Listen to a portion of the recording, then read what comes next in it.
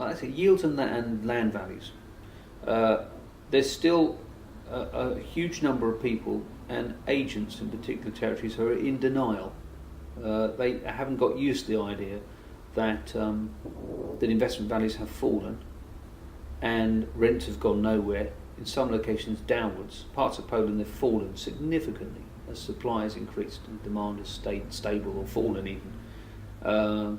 So land values need to come down, and I keep getting information through from agents who say, well, 60 euros a metre, it's the value, it's always been the value.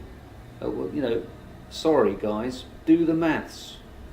And are you talking about, sorry Mike, are you talking about some of the pioneering states that you've just mentioned? No, I'm talking about locations that are well established now. Well established, Poland being a classic example, where a major agent sent me a whole bunch of details on things and told me it was good value for money. And yet, if you just did the most basic mathematics, what is it worth? What's it going to cost to build? What's left over to pay for the land? He would have got the answer that it was overpriced. Some people simply under the impression that you buy land for fun, or it's kind of a hobby. It's something you do just because land is a commodity, and you only pay what it's worth, and what it's worth is what actually enables you to make a profit when you finish the process.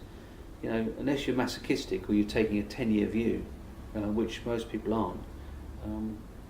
Land prices need to fall in some locations significantly to make it worthwhile buying and building, because construction costs have risen, and they will keep rising because labour costs are rising. Mm-hmm. Now, yes, materials have risen in cost, but it's labour that's the driver, particularly in those emerging economies. As people get richer, they want higher wages, as simple as that.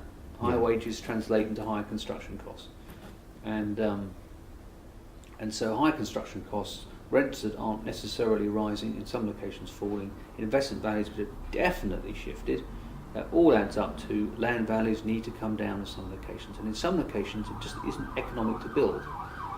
Now, the other part of the equation is tenants' appetite to pay rent.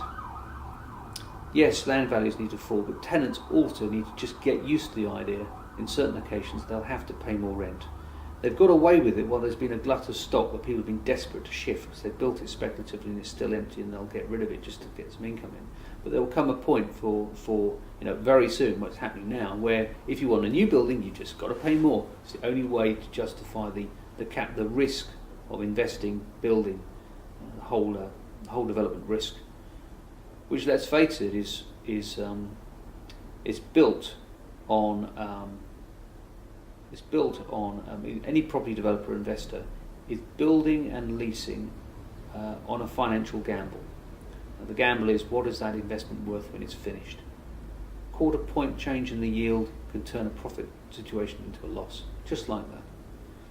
And tenants are going to have to get used to the idea of paying more for their buildings, particularly if they want to start loading them with green features and increasing the specification.